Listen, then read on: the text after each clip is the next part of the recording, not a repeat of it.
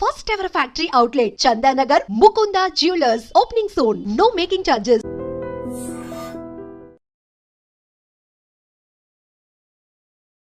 రెండు 2014లో మీరు బీజేపీ నుంచి పోటీ చేశారు. మొన్న బీజేపీ ఏది ఎంపీకి అంటే ఉప ఎన్నికల్లో మీరు ఎంపీగా పోయారు కదా.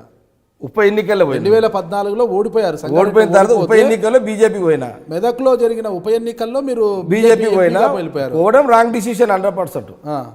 బీజేపీ తెలంగాణలో ఆంధ్రప్రదేశ్లో వెంకయ్యనాయుడు ఈ రాజకీయాలు ఉన్నంత కాలం బీజేపీ ఎదగదండి. కారణం ఏమి? ఆయన ఎదగనియ్యాడు అంతే. ఎందుకట్లా? కష్టపడడానికి అవకాశం వెంకయ్యనాయుడు ఇవ్వడు. ఇక ఆయన మొదటి నుంచి కూడా అవకాశవాది రాజకీయాలు చేస్తాడు. ఆయన కూడా నాకు తెలిసిన కాడికి బాగా తెలుసు కాబట్టి, ఒకప్పుడు చిన్న ఉన్నప్పుడు బీజేపీగా నాకు తెలుసు కాబట్టి ఆయన ఎవరికి కూడా ఛాయిస్ ఇవ్వడు. కాబట్టి నేను బై ఎలక్షన్లో బీజేపీ పోవడం బ్లండర్ మిస్టేక్ చేసిన. ఇక నా తప్పు నేను గ్రహించుకోవడము, నేను మళ్ళీ బ్యాక్ రావడం, వచ్చిన కాంచి నా యాక్టివిటీస్ నాకు స్టార్ట్ చేయడం. ఇంకోటి మీరు అడిగారు టీఆర్ఎస్ మొదటి ఏంటంటే కేసీఆర్ అయినా హరీష్ రావు అయినా అసలు నన్ను అలా ఆహ్వానించరు. వాళ్ళు నా మైండ్ వాళ్ళకి తెలుసు. వాళ్ళు ఆహ్వానించడం లేదు, మీరు వెళ్ళాలని ట్రై చేస్తున్నారు. నాకు టీఆర్ఎస్లో పోతే నేను ఉండలేను అసలు. మొదలు ఏంటంటే వాళ్ళు నన్ను ఆహ్వానించారు. ఎందుకంటే నేను ఇండివిజువల్ పొలిటీషియన్, నేను స్వతంత్ర నిర్ణయాలు ఉంటాయి నాకు. హరీష్ రావు కూర్చోమంటే కూర్చోవాలి, కేసీఆర్ నిలబడమంటే నిలబడాలంటే నా నాయకుడిని కాదు నేను. నా ఇండివిజువాలిటీ నాకు ఉన్నది. నేను కూడా టైం వస్తే నిలదీస్తే అడుగుతా, కేసీఆర్ గారు నువ్వు పబ్లిక్తో, నేను ఇప్పుడు అందులో ఉన్నా అనుకోండి, నేను కేసీఆర్ ప్రశ్నిస్తా, నువ్వు పబ్లిక్ అందుబాటులో ఉంటలేవు, నువ్వేం సీఎం అని అంటా, నా సుంటో తెచ్చుకుంటాడు ఆయన. నా తెలుసు వాళ్ళు నన్ను విలువరాలు.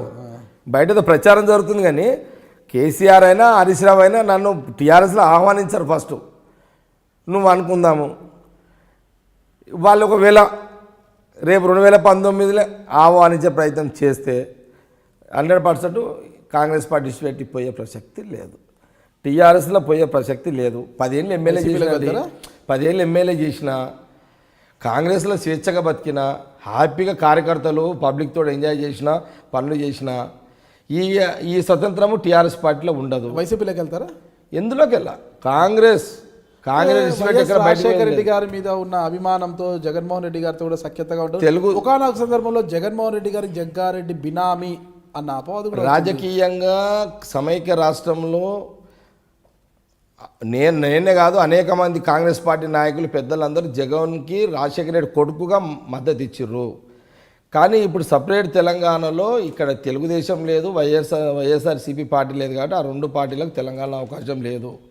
ఇక్కడ కాంగ్రెసే ఉంటుంది, టీఆర్ఎస్ మధ్యలో గొడవలు నడుస్తాయి. ఇది రాజకీయంగా ముందుకెళ్తుంది. కాబట్టి ఏది ఏమైనా సరే నా పర్సనల్ డిసిషన్, నా ఒపీనియన్, కాంగ్రెస్ పార్టీని విడిచిపెట్టే ప్రసక్తి లేదు. కాంగ్రెస్ పార్టీలో ఉన్నంత స్వతంత్రం టీఆర్ఎస్లో ఉండదు. ఇక్కడ ముఖ్యమంత్రి ఉంటే మేము ఎమ్మెల్యేలో ఏదంటే అది అడిగే అవకాశం ఉంటుంది. ఏది కాంగ్రెస్లో ఏ ముఖ్యమంత్రి అని ఉండదు, మా ఏ నాయకుడు అని ఉండదు మా దగ్గర, అక్కడ ఉండదు అది. ఇప్పుడు ప్రజలకు అందుబాటులో నాయకుడు ముఖ్యమంత్రి ఉంటే ఏం లాభం అంది? కాంగ్రెస్లో అట్లా ఉండదు. కాంగ్రెస్లో ముఖ్యమంత్రులు ఎవరున్నా కూడా ఎమ్మెల్యేలకు కానీ ఎంపీలకు కానీ మంత్రులకు అందుబాటులో ఉండు ప్రజల సమస్యలు పరిష్కరించే దాంట్లో ఒక పాత్ర డెమోక్రసీ పద్ధతిలో ఉంటుంది. కాబట్టి కాంగ్రెస్ పార్టీ కంటే మించిన పార్టీ టీఆర్ఎస్ కాదు.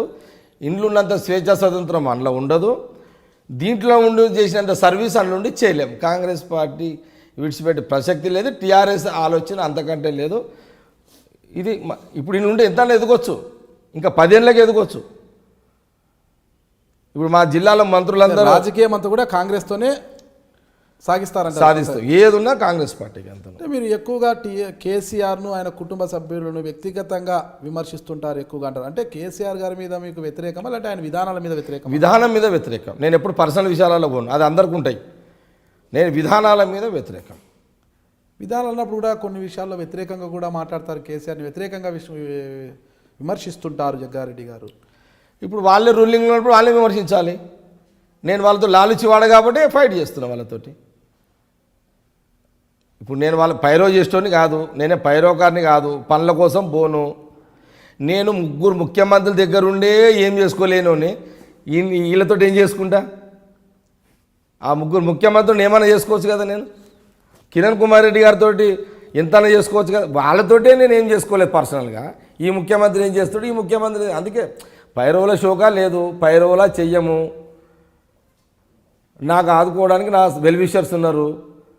డబ్బే కదా అల్టిమేట్. ఇడా డబ్బు ఇచ్చేటోళ్ళు నా పక్కకే ఉన్నారు. ఇక నేను ఏం ఆశించిపోతా.